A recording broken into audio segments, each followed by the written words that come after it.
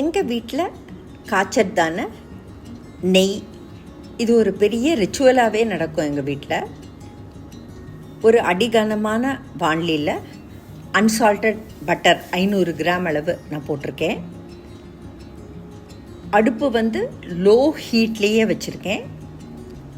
முதல்ல பார்த்திங்கனாக்கா அந்த பட்டர் அப்படியே மெல்ட் ஆக ஆரம்பிக்கும். அப்படியே அந்த white colour of the butter slight golden liquid மாதிரி அப்படியே அந்த பட்டர் மெல்ட் ஆக ஆரம்பிக்கும். அதை பார்க்குறதுக்கே ஒரு சென்சரி எக்ஸ்பீரியன்ஸாக இருக்கும். இன்னும் மெல்ட் ஆக ஆக அந்த ஹீட்டில் அப்படியே ஒரு ஃபோம் மேலே ஃபார்ம் ஆகும். அப்படியே ஒரு நுரை.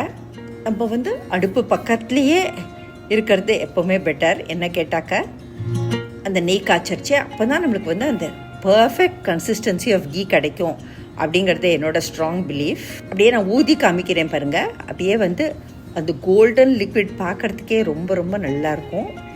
இன்னும் மேலே அப்படியே ஃபோமியாக தான் இருக்குது.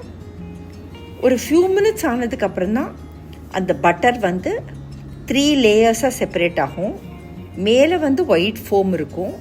நடுப்புற ஒரு கிளியர் கோல்டன் லிக்விட் வரும். கீழே ஒரு ப்ரௌன் கலர் வரும். ஸோ நம்மளுக்கு அந்த வாசனையை பார்த்து அந்த கலரை பார்த்தாலே தெரியும் நெய் ரெடி ஆயிடுச்சுன்னு. இப்போ அடுப்பை ஆஃப் பண்ணிடலாம். இது எங்கள் வீட்டில் நாங்கள் நார்மலாக நெய்யை எடுத்து வைக்கிறதான வெசல். இதை பூத்தூக்கு அப்படின்னு சொல்லுவோம். இந்த பூத்தூக்குக்கு எங்கள் வீட்டில் எவ்வளோ வயசாகுது தெரியுங்களா? ஆல்மோஸ்ட் 70 இயர்ஸ் ஆகுது. ஜென்ரேஷன்ஸ் டுகெதர் இதில் தான் நெய்யை எடுத்து வைப்பாங்க. ஸோ நானும் அந்த ட்ரெடிஷ்னை ஃபாலோ பண்ணி நெய்யை எப்போவுமே காய்ச்சின உடனே இந்த பாத்திரத்தில் தான் எடுத்து வைக்கிறது பழக்கம். இப்போ பாருங்கள், அப்படியே நான் சொன்ன 3 லேயர்ஸும் உங்களுக்கு ரெடியாக இருக்கு. மேலே கொஞ்சம் ஃபோமியாக இருக்கும். நடுப்புற இருக்கிறது தான் அந்த கிளியர் கோல்டன் லிக்விட். கீழே ப்ரௌனாக அப்படியே ஃபார்ம் ஆகிருக்கும். அதை தான் கசண்டு அப்படின்னு சொல்லிட்டு சொல்லுவோம். ஸோ நம்ம ஓரத்தில் இருக்கிறதெல்லாம் எல்லாத்தையும் அப்படியே நடுப்புற ஜென்டிலாக தள்ளி விட்டுக்கலாம். தள்ளி விட்டுட்டு இது நல்ல ரூம் டெம்பரேச்சர் வர வரைக்கும் நம்ம வெயிட் பண்ணலாம். இந்த கீ காய்ச்சே வரக்கூடியதான வாசனையை பார்த்தே எல்லாருமே எங்கள் வீட்டுக்கு வச்சு தீபாவளி ப்ரிப்ரேஷன் ஸ்டார்ட் ஆகிட்டா அப்படின்னு கேட்டுன்னு தான் வருவாங்க. அவ்வளோ ஒரு வாசனையாக இருக்கும் இந்த கீ அப்படிங்கிறது. இப்போது அந்த நெய் தூக்கு அல்லது பூத்தூக்கு மேலே ஒரு க்ளீனான ஒரு மஸ்லின் கிளாத் அல்லது ஒரு எனி காட்டன் கிளாத்தை அப்படியே போட்டு வச்சுட்டு அதில் முதல்ல கரண்டியால் எடுத்து விடலாம். அப்படியே நம்ம கசண்டோட சேர்த்தே விடலாம். பாருங்கள், அந்த கலரே பாருங்கள். இந்த மாதிரி இருக்கிற கலர் நம்ம வடிகட்டினோடனே ஒரு கலராக தெரியும். நெக்ஸ்ட் டே அது கம்ப்ளீட்டாக ரூம் டெம்பரேச்சருக்கு வந்தோடனே அது அப்படியே மணலாக உறைஞ்சி இருக்கக்கூடியதான கலர் ரொம்ப ரொம்ப பியூட்டிஃபுல் எக்ஸ்பீரியன்ஸு. இப்போ நல்ல ரூம் டெம்பரேச்சருக்கு வந்ததுனால நான் அப்படியே வாணலியோடையே தூக்கிட்டு அதை அப்படியே இதில் விடுறேன். இந்த மாதிரி யங்ஸ்டர்ஸ் யாராவது ட்ரை பண்ணிங்கன்னா கேர்ஃபுல்லாக ரூம் டெம்பரேச்சருக்கு வந்ததுக்கப்புறம் வடிகட்டுங்க. ஸோ இப்போ அந்த கசண்டெல்லாம் நல்லா அப்படியே அந்த துணி மேலே தங்கிடும். கீழே அந்த நெய் மாத்திரம் அப்படியே உங்களுக்கு அந்த மெல்டட் ஃபார்மில் அந்த நெய் அப்படியே கீழே அந்த பூத்தூக்கில் கலெக்ட் ஆகிடும். ஸோ நல்லா அது அப்படியே ஜென்டிலாக கலந்து கம்ப்ளீட்டாக அந்த கசண்டு நம்மளுக்கு நிற்கிற வரைக்கும் அந்த நெய்யை ஃபுல்லாக நம்ம வடிகட்டிக்கலாம். கொஞ்சம் ஒரு பெரிய மஸ்லின் கிளாத்தே நம்ம யூஸ் பண்ணோன்னா பெட்டர். ஏன்னா அப்படியே அது ஒரு மூட்டை மாதிரி கட்டி நம்ம புழிஞ்சோன்னாக்கா அந்த கசண்டு மாத்திரம் நம்மளுக்கு மேலே தங்கும். கொஞ்சம் நெஞ்சம் இருக்கக்கூடியதான அந்த நெய்யும் அப்படியே நம்மளுக்கு அந்த நெய் பாத்திரத்தில் கலெக்ட் ஆகிடும்.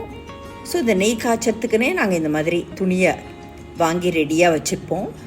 ஸோ இந்த கசண்டு எல்லாம் செட்டில் ஆயிடுச்சு பாருங்கள். அதுதான் இருக்கக்கூடியதான கசண்டு. இப்போ இந்த பாக்கி இருக்கிற கசண்டை அப்படியே இந்த மஸ்லின் கிளாத்தில் அப்படியே ஒரு மூட்டை மாதிரி கட்டி நல்லா இதை முறுக்கி விட்டுடலாம். அதில் இருக்கக்கூடியதான நெய்யெல்லாம் கீழே வந்துடும். கசண்டை மாத்திரம் அப்படியே நம்மளுக்கு அந்த துணியில் நம்மளுக்கு தங்கிடும்.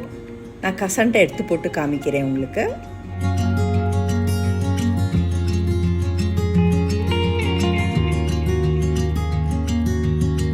பாருங்கள், அந்த துணியில் அப்படியே நம்மளுக்கு கசண்டு தங்கிடுச்சு. ரொம்ப ரொம்ப நம்ம வீட்டில் தயாரிக்கக்கூடியதான நெய் எப்போவுமே ஹைஜீனிக்காக ரொம்பவும் வாசனையாக இருக்கும் அப்படின்னு சொல்ல வேண்டிய தேவையே இல்லை இல்லையா? ஏன்னா நம்ம எல்லாருமே கேர் எடுத்துகிட்டு தான் நெய்யை காய்ச்சுவோம்.